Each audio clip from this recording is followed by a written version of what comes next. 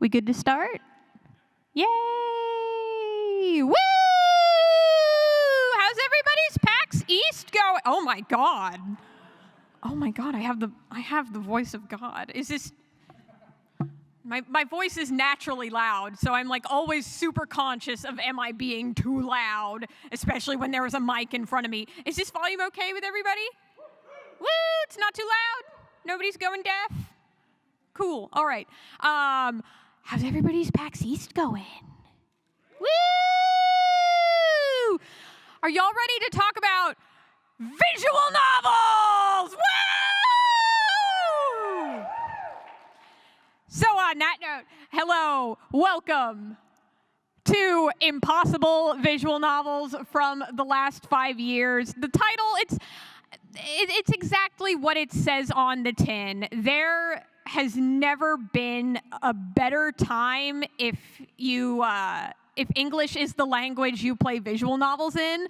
There has never been a better time to be playing visual novels, to be into the genre, to want to get into the genre. It's awesome, and I feel like in the past 5 years, like, if it's not an annual occurrence, it's like every couple of months there's been like a huge landmark release for the visual novel genre in English. And it's like, when it happens a couple of times, it's like, that's neat. It means more people are playing visual novels, or at least that's what one presumes, right? We'll get into more of that later. But when it happens as much as it's been happening in the last 5 years, I'm like, I think that's worth digging into a little bit. I don't know. We'll look into it. So, before we get started, who am I and why do I get to talk about this? Hello, my name is Kennedy. Any pronouns are fine. I prefer they, them. And I'm quite a visual novel fan. Back when I was in high school, I had a terrible notebook computer, and this thing was on every technological life support you can imagine. I had an external keyboard, external mouse, external speakers, because everything on the computer itself was fried. I couldn't play games on there except the mighty visual novel, so I got really into them. For what it's worth, my favorites are The House in Fata Morgana. Anybody here played that? Woo! Okay, couple people. Umi Neko, and pretty much anything by Kotaro Uchikoshi. Woo! Yeah, okay, awesome. It sounds like there's a couple Kotaro Uchikoshi fans in here. Just out of curiosity, who all is sinking their teeth into 100 line right now? Woo! Couple people. Of the people who are playing 100 line, it's so long. Do you think, let's forget whether or not you actually are. Do you think you've even reached the halfway point? Yes, no, maybe so. Yeah, that's pretty much, no is the correct answer. Normally, I have business cards at the front because I'm also a freelance writer and a YouTuber. If my voice sounds kind of familiar and you're like, I swear I've heard that voice before, that is, you might be familiar with my YouTube content. I'm Red Bard. I made the video on the Yowie paddles. I'm that person. Oh, thank you. Thank you. But yeah, and I'm also a freelance writer, and for years, both as a freelance writer and as a YouTuber, I have covered visual novels a lot because I like them, and hopefully I can share some knowledge with all of you. The picture up there, by the way, it's The House in Fata Morgana. I swear I'm not going to shill it throughout this panel. Unfortunately, it is not one of the relevant games I'll be talking about, but I always feel like I have to take my opportunity to say play The House in Fata Morgana every time I do a panel on visual novels, so there it is. So let's talk about what we are going to be exploring in this panel. I kind of already touched on this earlier. We've had a string of landmark visual novel releases in the past couple years. We've had things like the Great Ace Attorney Chronicles. We've had Robotics Notes Dash. I think the most recent one we had at the top of my head is probably, well, I guess you could argue 100 line, but the Never 17 and Ever 7 bundle. And I know there was a lot of, I heard some clapping. Awesome. it's worth clapping for. Earlier we established there's more than a few Kotaro Uchikoshi fans in here. For those of you who don't know who he is, he's the guy who made the Zero Escape games and the Somnium Files. If there's one thing this guy will do, it is trap you in a room for 9 hours, and he will make you solve math and science puzzles to get out. And while you're doing this, you will literally be minding your own business, and then some character will say, "That reminds me of this niche scientific experiment from 1873, in which this very oddly specific thing happened." I don't know, I just thought it was worth mentioning. He loves that stuff, he's that guy. But yeah, Never 17 and Never 7, those were two very early games of his, and those nobody thought those were going to see the light of day in English, not in an official capacity, and yet here they are. You can play them right now. You shouldn't right now because you're hitting my panel, but when you leave, you can do that. So before we can get into the meat and potatoes, let's real quick, some qualifiers. I just want to make sure we're all on the same page about the kind of stuff we're going to be discussing. First and foremost, there are a lot of very awesome original English language visual novels out there, but this panel is entirely focused on Japanese visual novels. In particular, we're going to be looking at English language translations, official releases of Japanese visual novels. And I cannot emphasize, oh my God, that didn't blow anyone's ears out, did it? I banged the table and I heard the mic. I'm sorry, I'm so conscious of this, because I can't hear, but, I can't hear from where you guys are, you know what I mean. Anyway, I promise I won't ramble too much. Where was I? Yeah, we're talking about official. I really want to emphasize the word official. Some of you may see some visual novels in here where you're like, well, that came out this year or that year, but I could have swore I played this in English sooner, or I could have swore I knew someone who played it in English sooner. There's literally hours upon hours of Let's Plays of people playing this game in English on YouTube, on Twitch, on wherever. And yes, a number of these games have received fan translations over the years. In many cases, and we will get into this a little more later on, but in many cases, that was the only way you could play this game if you couldn't read Japanese. So we are focusing strictly on the official releases. We will talk a little bit more about fan translations and their place in all this more, but when I call a visual novel release impossible in the context of this panel, please know I mean as an official release. So that's what, yeah. We all good? We all good to go? Any questions before we get started? Nope, good to go? Cool. We can start now. All right, so let's start with some background information. I would love to do a panel on the history of visual novels, especially a history of visual novels coming out in English officially. I have 51 minutes, 20 seconds, 19, 18. I don't have time for that. I don't even kind of have time for that. So to keep things simple, I'm just going to give you some bullet points, just some background information that I think is worth bearing in mind as we go through this panel and talking about what makes some of these releases so landmark and how they beat the odds.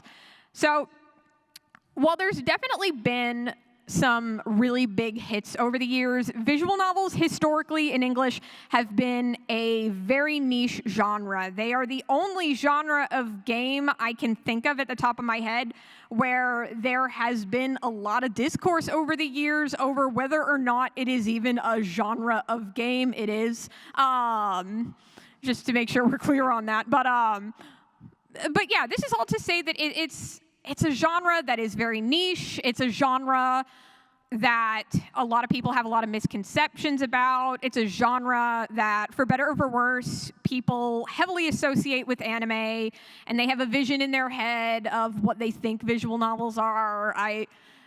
I think we're slowly moving past this, but there was a long period of time where pretty much anybody, I would talk to about visual novels outside of like the sphere of like anime and games would, think it's just dating sims. And there are a lot of dating sims, and dating sims are very fun, but there is much more to the genre than that. But then, if I had to pick a turning point for visual novels in the English language market, it would probably be like the early, mid-2010s. There were a couple of really big releases before that. The big one that stands out to me is obviously Ace Attorney on the Nintendo DS. It wasn't originally on the Nintendo DS. It was originally on the GBA in Japan. But over here, it was on the Nintendo DS, and it came out in 2005. But then, fast forward to the early and mid-2010s, we have a couple of things it's like a perfect storm, if you could call it a storm, I guess. We got the Steins Gate anime getting really popular, and that was and Steins Gate was something that nobody who was working on it, to the farthest of my knowledge, really expected to explode to the extent that it did. But if anybody was around at the time, you'll know Steins Gate got really huge, really fast. I don't know this for a fact, so take this with a grain of salt, but I feel like at the time there were people saying when the last episode aired, it caused a bump in Dr. Pepper sales. I don't know that for a fact, so take it with a grain of salt. Don't take that too seriously, but I think it's plausible. But yeah, so we have the Steins Gate anime doing really well, and the subsequent release of the visual novel in English in 2014. And in that same year, we also get Danganronpa, which is also very, very, very popular. Any Danganronpa fans in here? Woo! And then, of course, a couple years later, we got Doki Doki Literature Club. And that one also just really explodes into popularity. And I mean, I guess I can't go to every Doki Doki Literature Club fan and ask, is this the game that made you look more into visual novels?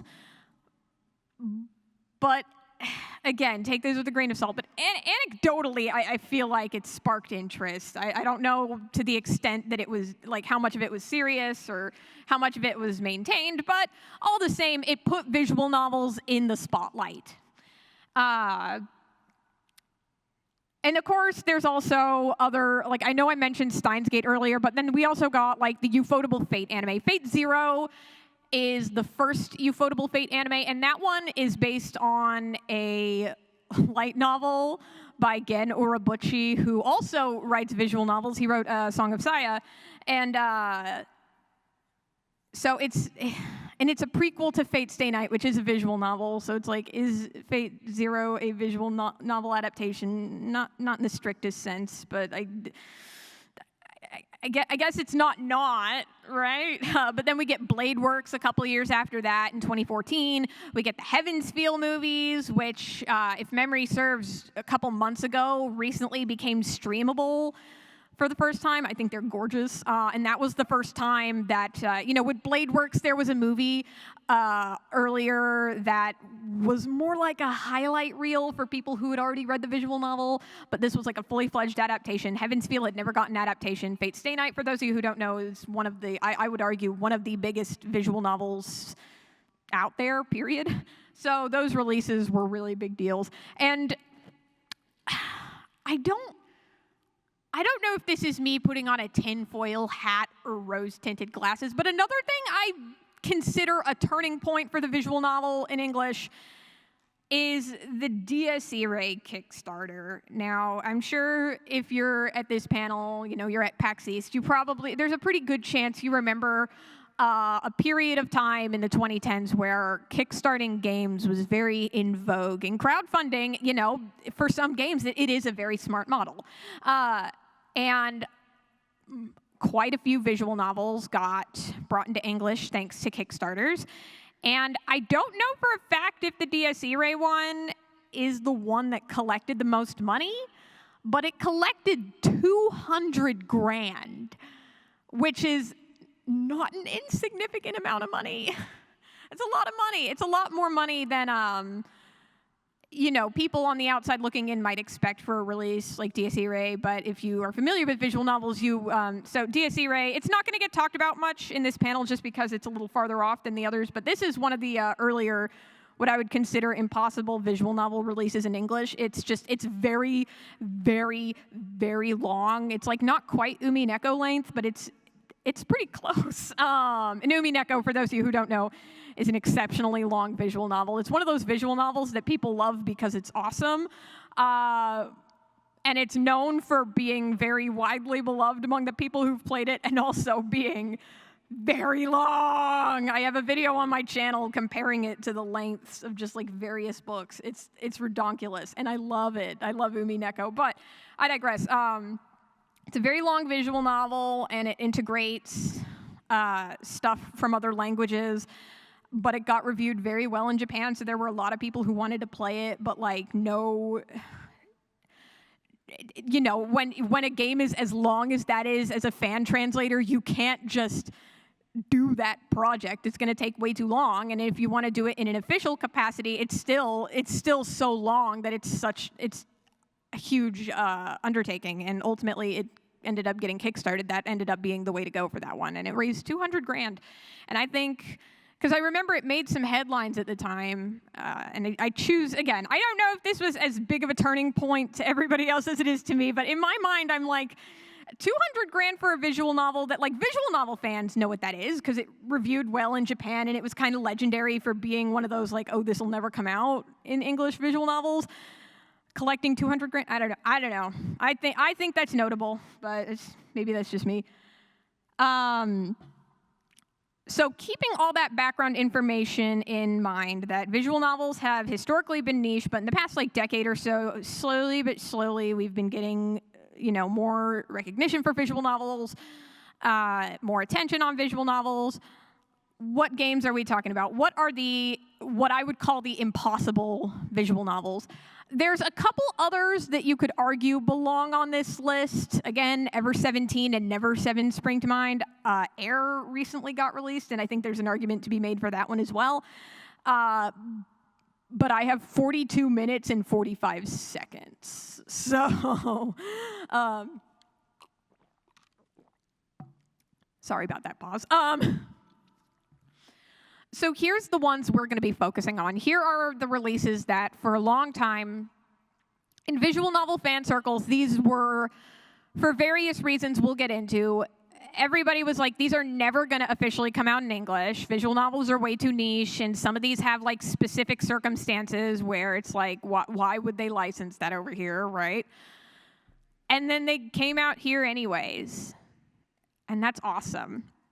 So we got Robotics Notes and Robotics Notes Dash in 2020, Great Ace Attorney Chronicles in 2021, Chaos Head Noah in 2022, Witch on the Holy Night in 2023, Tsukihime, A Piece of Blue Glass Moon in 2024, Ace Attorney Investigations Collection in 2024, and Fate Stay Night Remastered again in 2024.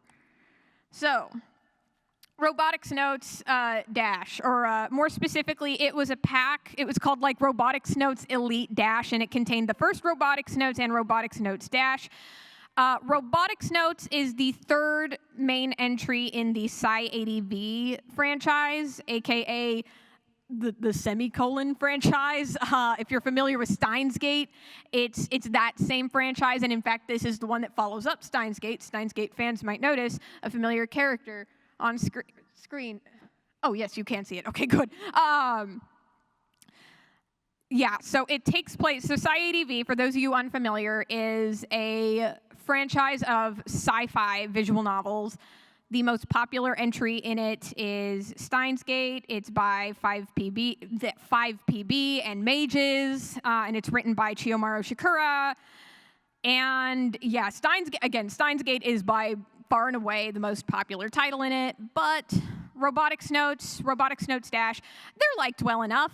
And it had an anime that came out in, I believe, 2012, yes. And it had an anime that came out in 2012, which was liked enough. I mean, it's hard because it had to follow up Steins Gate. And Steins Gate, again, really hit the scene and exploded.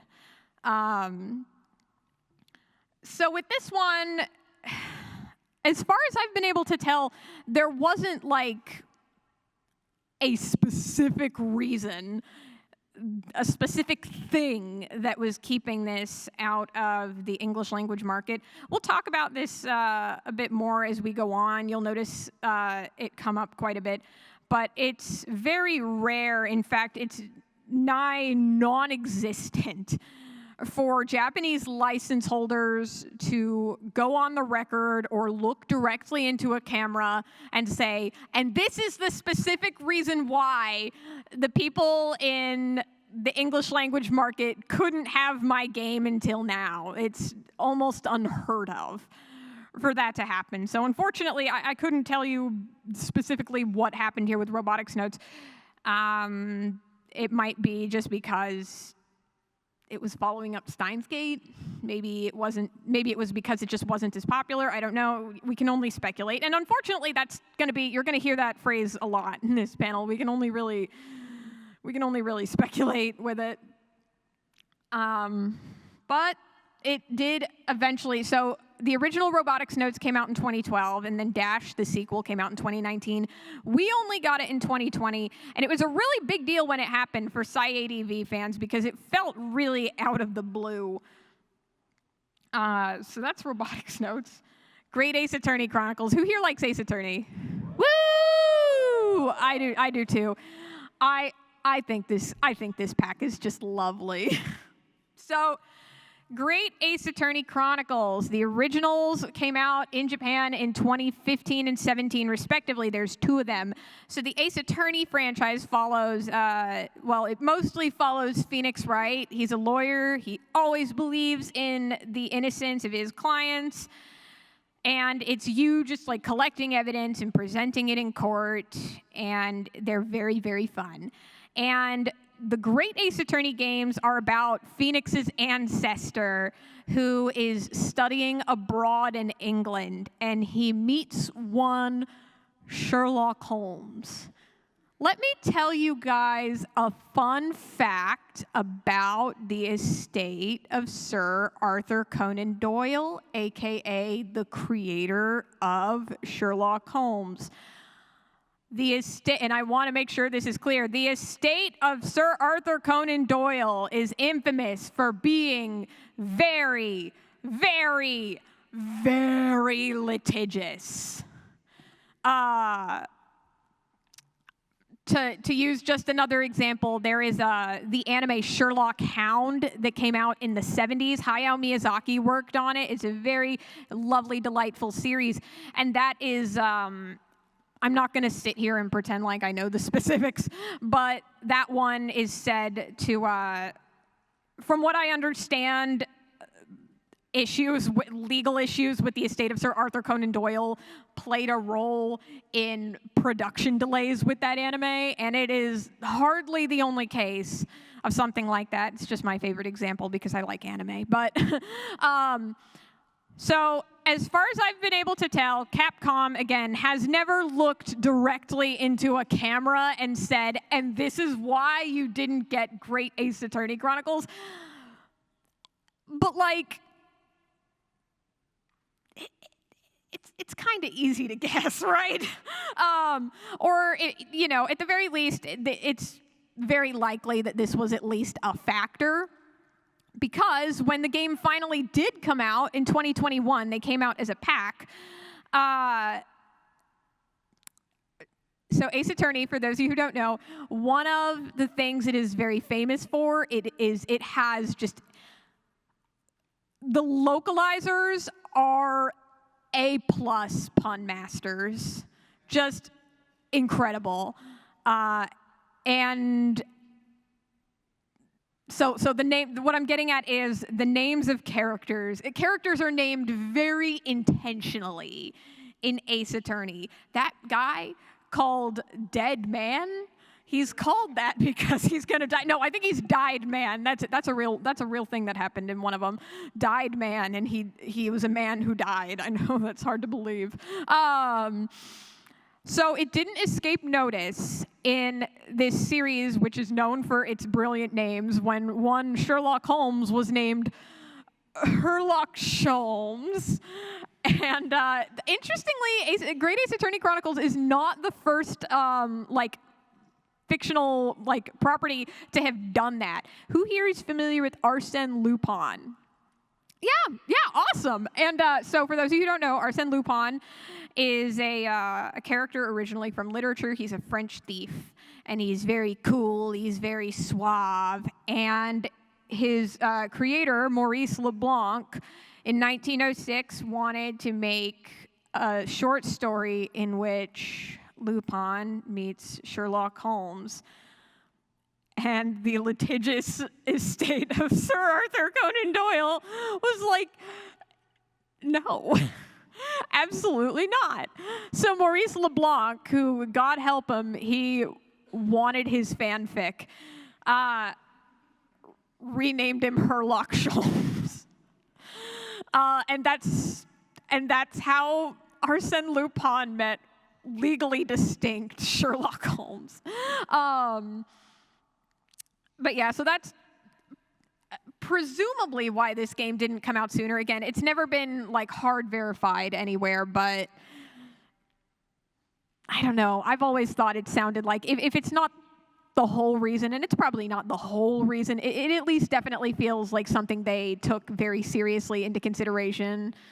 Because I would assume the estate of Sir Arthur Conan Doyle probably has more than enough money to take anyone to court. Chaos Head Noah. Okay, so the original Chaos Head came out in 2008, and then Chaos Head Noah came out a year later, and it was the full version of it. It was the canon version. This is the first Chaos Head / Chaos Head Noah is the first entry in that Sci-ADV series I mentioned earlier. Does it have an anime, some of you may be thinking? No, of course not. Shoosh, we don't talk about that one. Everybody's like, the Tsukihime anime doesn't exist. And I'm like, y'all, Chaos Head's the one that doesn't exist. Anyway, so Chaos Head, it's from the same Sci-ADV series. Chaos Head Noah is kind of regarded as the perfected version of it. And for no clear reason at all, we didn't get it until 2022. And when we did get it, the official translation was not good. It was very robotic. It was very stilted. And a legacy term is, in translation, it's a specific way of translating, or in some cases not translating, a phrase that's been very baked into the fandom, usually through big fan subs or official releases. Just, it's a way to referring something. It's a way of translating, or again, in some cases, not translating something that the fandom just it kind of adopts, right? So when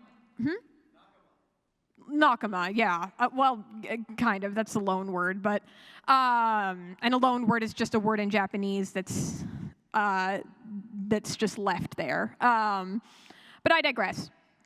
Sci-ADV has a lot of concepts that carry over from game to game, so there's a lot of loan words. Sci-ADV was something that got very fan-translated before the official releases really took off.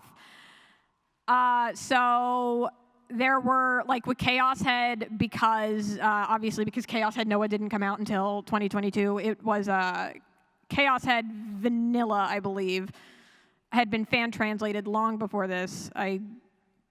There might have been one available for Noah. I don't remember. But the point is, there were a lot of legacy terms that were very not used for no clear reason.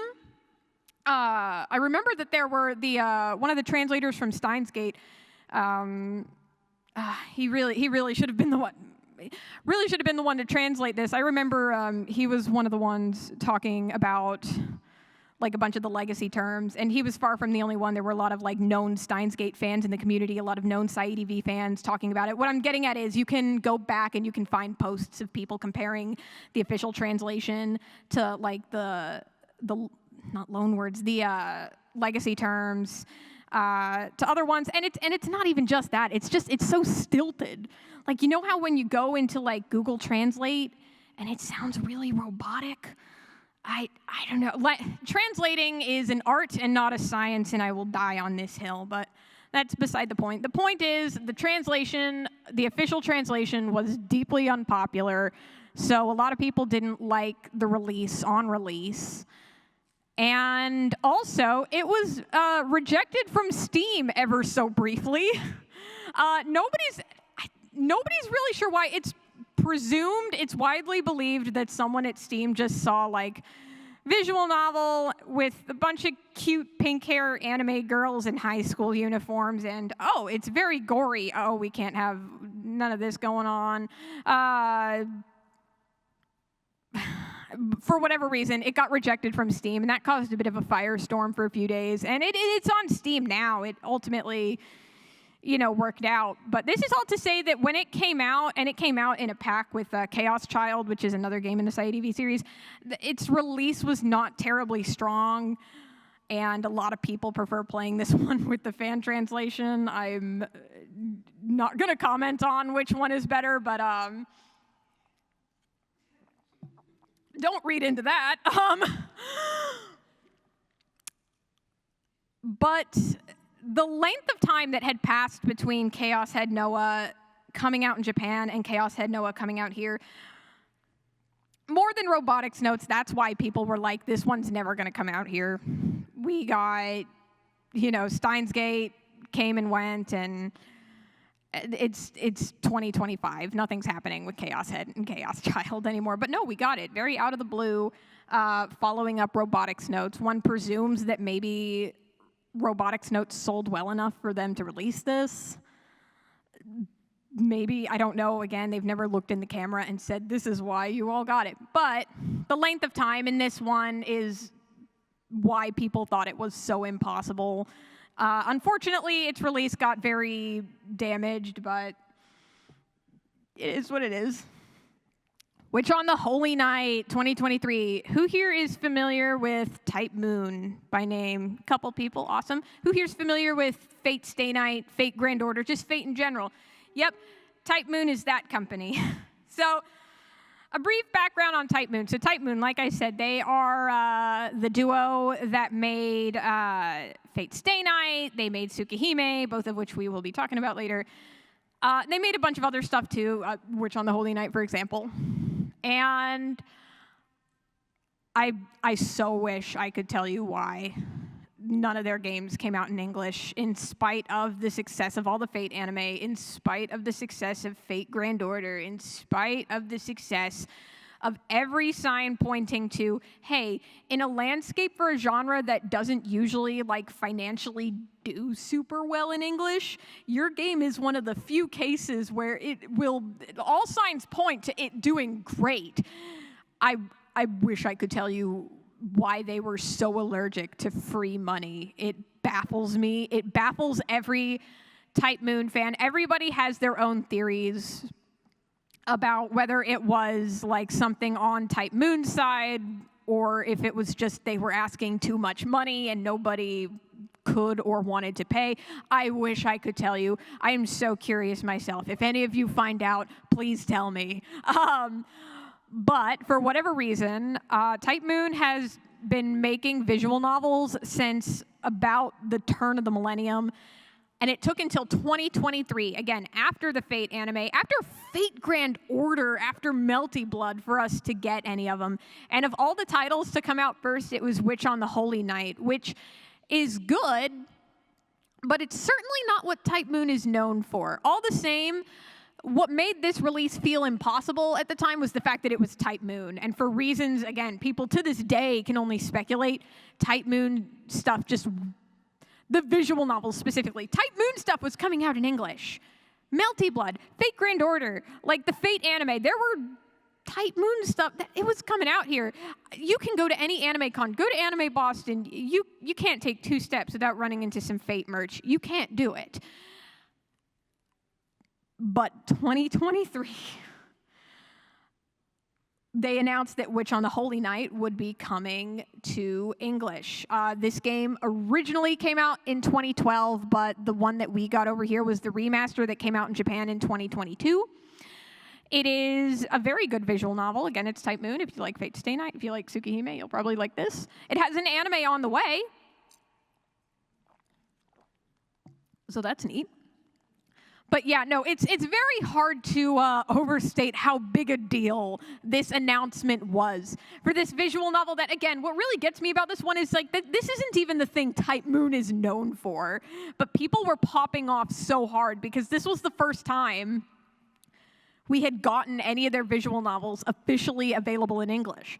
Up until now, it was pretty much just fan translations. I know at the time of the announcement, a fan translation for Witch on the Holy Night, which is often called Mihoyo, just as a shortening of its Japanese name, was a work in progress. Fate Stay Night, we'll talk about that in Tsukihime later, but those, you could only play them in English through fan translations, of which there were pretty notable ones that were already out for years by that point.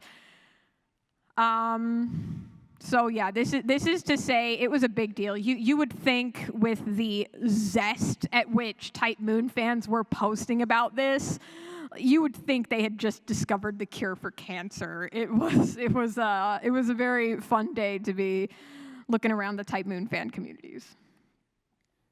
Speaking of Type Moon, Tsukihime, A Piece of Blue Glass Moon. Who here has played Melty Blood? Anybody? A couple people? Awesome. And have any of y'all played Tsukihime? It's okay if you haven't. A few of you have. That's awesome. So, Melty Blood is a very, very fun fighting game.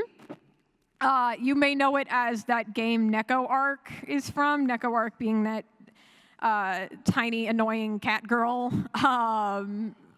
Yeah. And this is the game she is sourced from, Tsukihime. It's the game Melty Blood is based on. So more specifically, Tsukihime, the original Tsukihime came out in the early 2000s. I'm drawing a blank. I want to say 2001 or 2000. I thought I had it on this slide, and I didn't, and now I feel like a buffoon. And then the remake came out in Japan in 2021. Y'all, Melty Blood, it's no Street Fighter. It's no Tekken.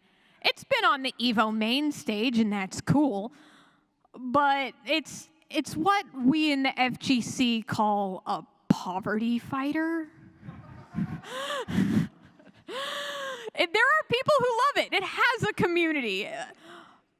But it's never, it's not Street Fighter, it's not Tekken, it does not attract those same crowds. But I love Melty Blood. But Melty Blood becomes a cult hit. There is one of my favorite pieces of like video game related event promotion of all time is from CEO, which is a big fighting game tournament in, I believe this was 2017, maybe 16. Melty Blood players, again, has a very cult player base, and they have developed a reputation for playing anywhere at any time.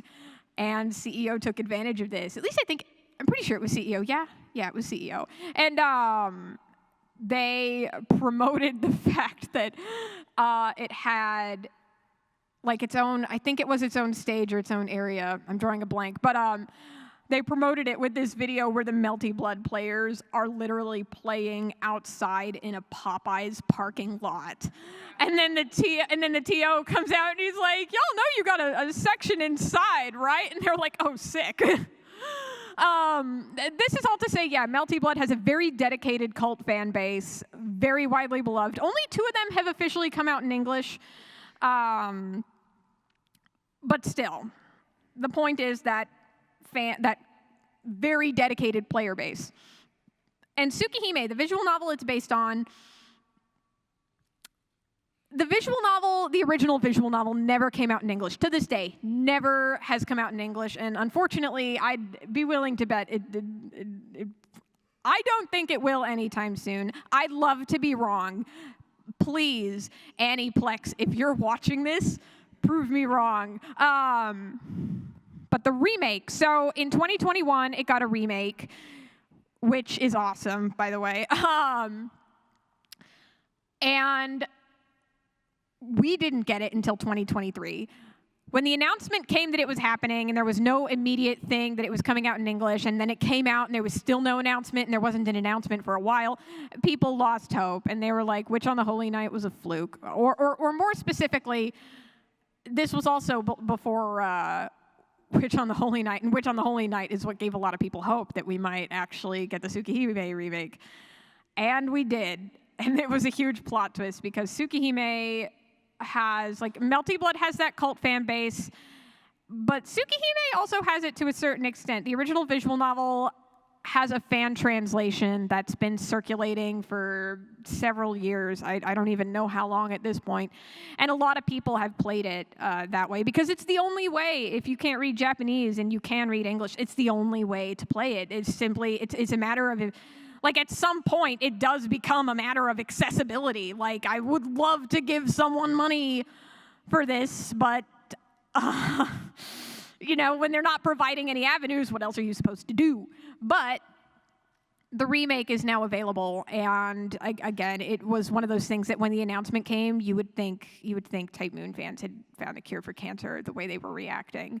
Witch on the Holy Night gave a lot of people hope, but even so, because the original announcement kind of came and went without anything about an English release, a lot of people just kind of lost hope, and they were like, okay, it's just Type Moon being Type Moon. We're not getting this game. But then we did. It is, I would say, the second most well-known Type Moon work.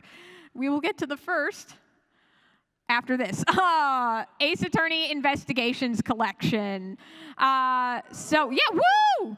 So this one only half counts. So the Ace Attorney Investigations Collection is another collection of 2 games, Ace Attorney Investigations 1 and 2. And one did come out in English. It came out in 2010, and the second came out in Japan in 2011, and we never got it in English until last year. This is one of those very rare cases where we do know someone from Capcom did, in a manner of speaking, look into the camera and say, and this is why you never got it.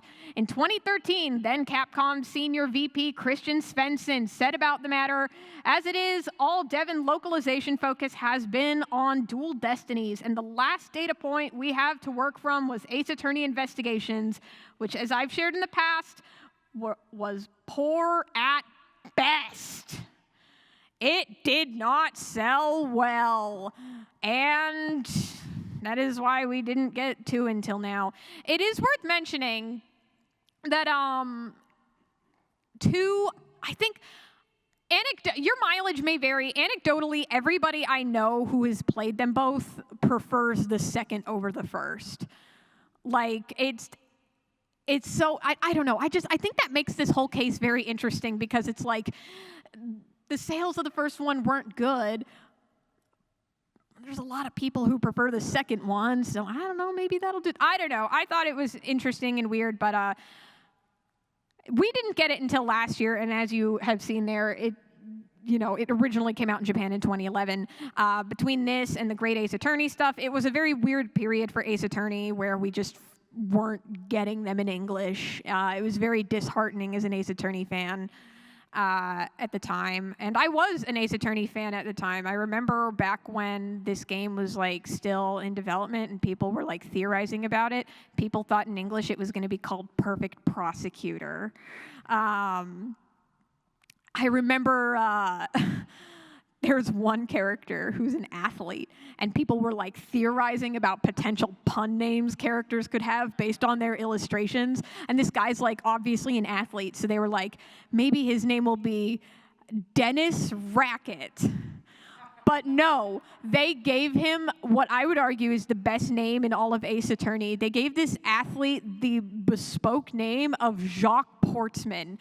They called him Jock Sportsman. It's visionary, honestly. I wish I could be half that creative. Fate Stay Night Remastered. I would argue that in terms of sheer name brand recognition, there are very few visual novels that can hold a candle to Fate's Stay Night thanks to the marketing and multimedia empire it has developed. Of course, Fate Grand Order is an economy unto itself. Fate merchandising, an economy unto itself. It's staggering. And yet, in spite of the rampant financial success Fate has had, even in the English language market over the years, this game originally came out in Japan in 2004, and then Rialta Nua, which is an updated version of it. There's a few differences. It had more CGs, it had voice acting, and there were no H scenes. Came out in 2007, and this is just a remaster of the Rialta Nua version. The point is, Fate's Stay Night had been around by the time the remaster came out. Fate Grand Order had been around. The Fate anime had been around. Even Dean's Stay Night, which is the other Fate anime that we don't talk about. But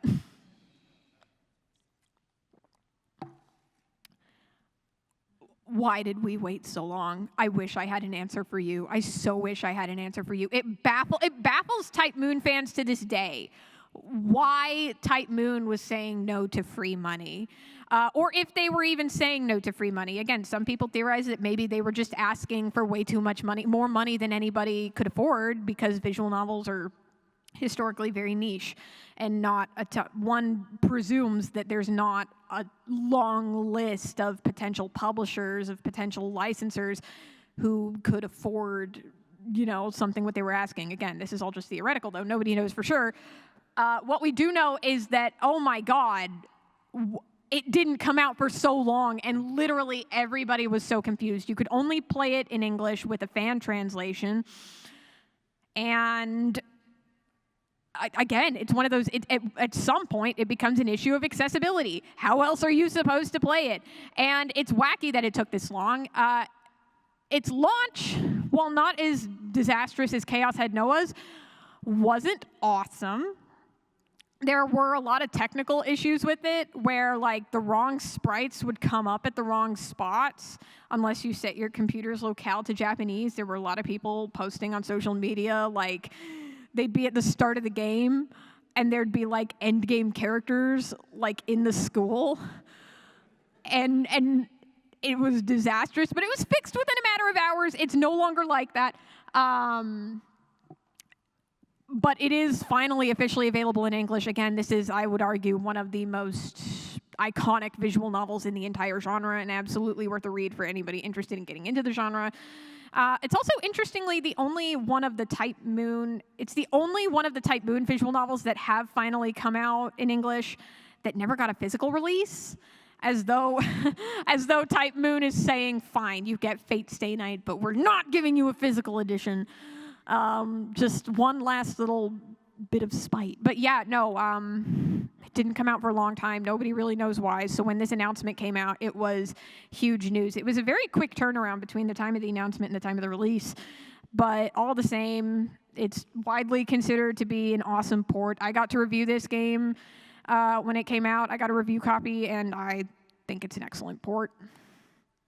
So that's awesome and all, what we've all just discussed, but this still leaves, the question of what changed between 2005 with the release of Ace Attorney and recent years, especially 2024, which many of you may have noticed had more of these releases that people were this is never going to come out in English. What changed? Well, there's a lot of things that changed. Maybe you've heard of this niche thing. Oh my God, what was it called? The COVID-19 pandemic? Maybe you remember that? I know it was so long ago, but and it was so forgettable, but more people got into video games, more people got into anime, and that in turn causes visual novel fan communities to grow, coverage for those fan communities to grow. Digital distribution was also becoming a much more common thing, and if you, say, can't afford to do physical distribution, digital only might provide you a really good alternative. We mentioned earlier that crowdfunding can be really good for some releases. a bunch of these games had like new ports that were coming out in Japan, which one presumes probably caused a good segue for these conversations to start about maybe bringing them into English. These are only some of the elements at play, but there's something else going on here. Licensing. When it comes down to English language releases of anime, games, manga, whatever, everything boils down to licensing, and the number one motivator for licensing is money. So one presumes that's, something that probably played a huge role in a lot of these. For Robotics Notes and Chaos Head, for example. Chaos Child's a different game in the series.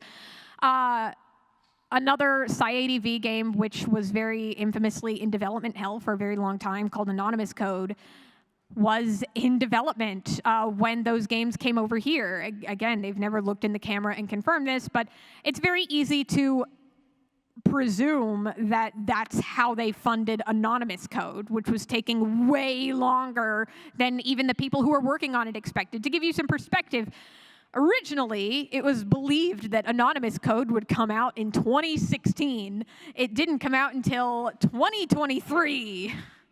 So, again, not hard verified, but one presumes the licensing of Robotics Notes and Chaos Child, or I keep saying Chaos Child, Chaos Head, probably had a lot to do with them needing money to make Anonymous Code. But money isn't everything. Type Moon, like we've talked about, they don't need money. They have money. They have Fate Grand Order. If Kinoko Nasu, the writer in Type Moon, wanted to, he could probably announce tomorrow that he's just done doing stuff and probably live a comfortable life. So it does beg the question, like I was saying earlier, it does beg the question why Type Moon is so exceptional in this case. And I truly wish I had an answer for you. If you find one, please let me know. It's very easy to make assumptions. And there are theories. A lot of people, the most popular theories, and I can't emphasize enough that these are theories, tend to be, again, either A, Type Moon was asking more money than what anybody could or was willing to do, or that for whatever reason they just didn't want to release it here, probably something to do with not having confidence in any licensors or just really underestimating the size of the market. I don't know. I always thought them underestimating the size of the market wasn't really a good theory, because it's like Fate Grand Order is out here and makes money hand over fist. Like, especially at its peak. The Fate anime, the Ufotable Fate anime did well. Do you know how much a Blu-ray of Fate Zero cost when it came out? And people still bought it. So it could be an issue of confidence in license holders. Again, it's so weird with Type Moon. They're such a weird and exceptional case. I wish I could go up to them and just be like, hey, why do you hate the English language market? Or why did you hate it until Witch on the Holy Night? I wish I knew what to tell you. But my point here is licensing. There has undeniably been a lot of growing interest in visual novels, which one presumes and hopes translates to more money circulating among people who want to publish and license visual novels, which then translates to, more being on the table when you talk about licensing, and maybe the license holders having more confidence, more stock in bringing it over. I don't know. It's different games have different circumstances, but more people, it's like I was saying at the beginning of the panel, it's been a slow process, but more people have been getting into visual novels lately, and one presumes it translates to more money being here, and at the end of the day, capitalism sucks, but money is what makes the world go round. So real quick, before we close off, I want to have a moment of appreciation for some other impossible visual novel releases that were just impossible in general, not just in English, but period, just because it felt like it was worth mentioning them. 100-line Last Defense Academy. I mentioned this at the beginning of the panel. It is a collaborative effort by Kazutaka Kodaka, the creator of Danganronpa, and Kotaro Uchikoshi, the creator of Zero Escape and The Somnium Files, with 100 fleshed out endings. This game is a monster. When the reviews dropped for it, as far as I was able to see, only one reviewer actually finished it in time for embargo, and they said it took them 133 hours. And Kazutaka Kodaka, so this game is very ambitious, and it's also, frankly, very excellent. All the reviews across the board, from what I've been able to see, mine, I know at least, was reviews were excellent. Mine was excellent. I love this game. I think it's awesome. But Kazutaka Kodaka, in spite of, from what I've seen, it's one of those games where it's like everybody who's played it has loved it.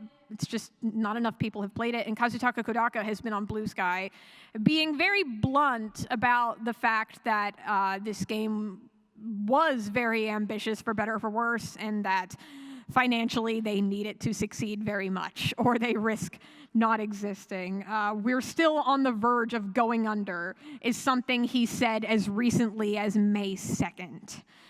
And then there's Anonymous Code. This is the one I mentioned earlier. It is the latest entry in SciADV, and it was in development for several years, almost a decade. It was announced in 2015, and originally they were like, yeah, it's going to be out in 2016. Anyway, it didn't come out until 2023.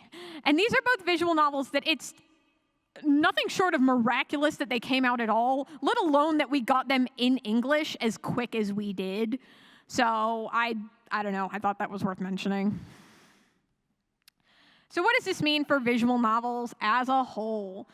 I said it at the beginning, and it bears repeating before we're out of here. It has never been a better time to get into visual novels. There has never been a better time to want to dip your toes into the genre, to want to play some of its biggest hits, even if you can't read Japanese.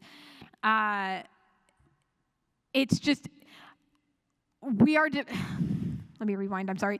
Like I said at the beginning, we are slowly but surely getting to a point where there's a much better understanding. We're finally evolving, like the mainstream, or mainstream, like in terms of like people who play video games, like idea of what a visual novel is. Slowly but surely, I do see fewer and fewer people clinging to the "it's all just joke dating sims," right?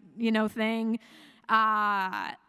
And more and more people are realizing that there is more to the genre than that. There's a lot of, like, I would say, especially if you're a fan of horror games, I think visual novels are going to be, like, right up your alley, probably. There's so many good horror visual novels, and the genre really lends itself for immersing you into that horror in a very unique way that many other genres struggle to do. I mean, they do it in other ways, but in the way that visual novels do, you don't see that very much. And more people, I think, are getting cognizant of that, and one hopes that this will make visual novels just a bigger genre in general. Maybe we won't be like talking about impossible, like, maybe we won't have it like an annual thing where it's like, oh, this big landmark release that nobody thought was going to happen for 20 years is happening. Maybe we'll get to a point where like those have all happened, and most visual novels like are coming out in English in general, including some of the more niche ones. All the ones I just mentioned in this panel are all pretty big in terms of visual novels, but like, your more niche ones, they're not going to get the same buzz that your Fate Stay Nights are. But it would be cool if they did get more buzz and more coverage and more attention, and more people played them in general, and people understood the genre better, and yeah, that'd be really cool. One similarly hopes that this will translate to more indie visual novels being made, more original English language visual novels. They haven't really been relevant to this panel, but like to throw some recommendations. Like, we're at PAX East. I've played some awesome visual novels at PAX East.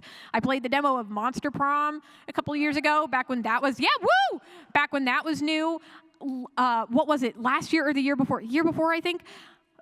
I played the demo for Slay the Princess. Woo! And I played it right here at PAX East. That game is awesome. And one hopes, I think that would be awesome if we could get more indies and more original English language visual novels, because there's just a big enough audience to support that. We have 15 seconds left. We don't have time for discussion, but thank you all for coming out here on a Thursday to talk about visual novels with me. If you have any questions, you can come up here at the front. Thank you all. I hope you have a great PAX.